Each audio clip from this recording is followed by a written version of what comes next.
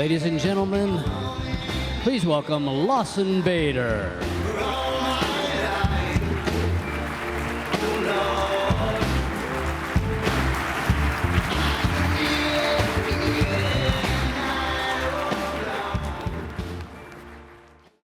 In 1902, my great-grandfather left northern Scotland to emigrate to the United States. And when he did, he began a journal chronicling that momentous occasion, and he wrote the following. He said, "There are some outstanding events in the lives of most people. Something comes to pass that disturbs the hitherto even tenor of their way and alters the course of their whole future lives." You know, just as his journey was shaped by a life-altering event, I found this community by a similar something that disturbed the hitherto tenor of my way. In 1980, my friendship with Erica Legrine, high school German teacher, paved a path to discovery. It allowed me to have multiple trips behind the Iron Curtain, and that left me with a profound notion that no institution, be it public or be it private, can control the human conscience. And no economic system undermines human dignity more than the one that destroys our innate sense of worth. In 1996, a seemingly innocuous lunch with the then newly minted president of IHS paved the path into this community. A few months later, David Knott invited me to join this ragtag group of dreamers at a very bizarrely named Center for the Study of Market Processes. And it went on, of course, to become the Mercatus Center. And in August of 2015, almost to the day, a tragic weekend paved a path that finally put into perspective why I do what I do. A spontaneous conversation between Kim Dennis and myself led to an intentional conversation between Kim and Whitney Ball the weekend she died. On Friday, I was president of the Competitive Enterprise Institute, and on Monday, I was not. Robert Frost wrote eloquently about the road not traveled. That seems to imply there's a binary choice in our life's journey. And I really do not believe that. There was no proverbial fork in the road when I met Erica, nor David, nor Whitney, nor Kim, nor a few others on the way. Conco. For me, each was supposed to be just a stop on the intersection. You turn right, you go straight. But instead of doing that, I found myself unexpectedly and completely diverted, traveling not only in an entirely different direction, but in an entirely different vehicle and on an entirely different road. Many of you in the room are the origin story for your respective organizations.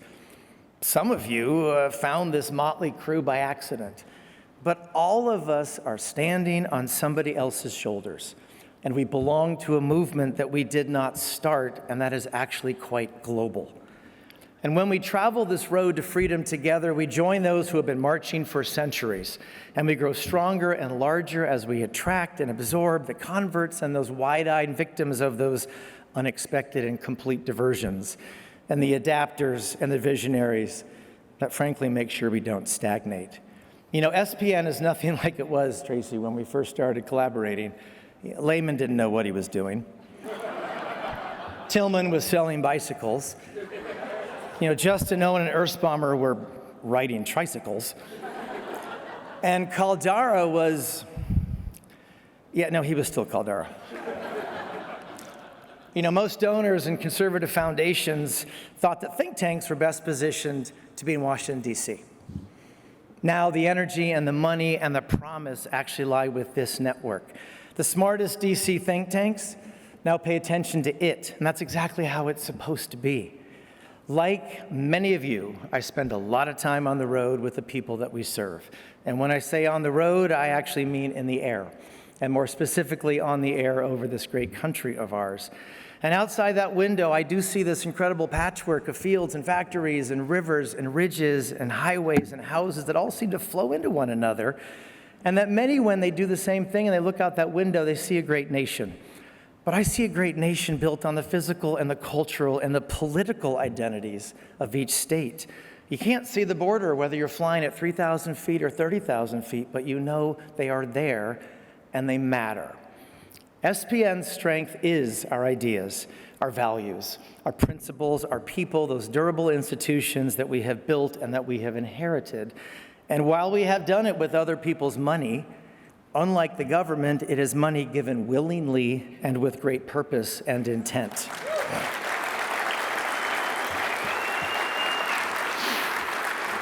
We are all in a moment now when we need to give our time and our talent and our dollars to protect, defend, and promote the general welfare that is this great nation. But more importantly, to protect, defend, and promote the founding principles of this great republic, because we are, after all, the United States of America. As we continue to evolve, we need to take another lesson from avionics. And how many of you were freaked out the United States government has given me a license to fly an airplane? Okay. Each plane has what we call a VNO speed. It's the safest structural cruising speed to fly when something bad is about to happen. Pilots actually ensure that the aircraft is going to be resilient when that unexpected turbulence flies. And so we check it as part of a standard pre-flight checklist. In other words, before even taking off, the pilot actually knows what is within his control to protect the aircraft when he runs into the things that he cannot control. You know, friends, we are flying in very turbulent times. There are many forces beyond our control. Let us remember, before policy and before politics, what matters first are the core principles, our core values that define what we do.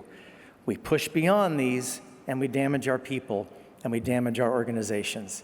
That pre-flight checklist is not arbitrary. It exists because of our collective mistakes and our collective wisdom. Fly the plane faster than you should, you're going to blow the engine or something worse. Fly with the wind at your back, you may run off the runway when you land. But if you suitably configure and trim that plane to that unique VNO speed, when facing the unexpected, you will soar. If you'd indulge me just another minute, 30 years ago, when Cynthia was pregnant with our first child, I wrote him a letter. I talked about me, what made me tick. I talked about his mother, what made her tick. It was not a how I met your mother moment, because we actually don't remember. Sorry. But I ended that letter 30 years ago by saying essentially the following: that no matter what I had achieved, and no matter what I ever would achieve, if I ever was to achieve something else, I already had acquired the two most important titles I could possibly have. One is that I'm the father of Philip Lawson and Margaret Akiko. And that secondly, and more importantly, sorry, Philip, I am the husband of one Cynthia Ellsworth, who I know is more popular than I am, and who has not only been my partner in life, but is my partner in this thing we call freedom. And with the Baders, the personal and the professional are very, very, very intertwined, and I love you for that. I love you for other things too, but I like that as well. But as I was sort of walking and thinking these last couple days, knowing I was going to say exactly what I just said, I feel like I have to add a third title, that I'm a very proud member of this freedom movement, which has given me such a unique place and such a unique purpose. And despite and in spite of everything the last many decades, and even if we're all to go away tomorrow, those three things are more than enough. So thank you very much.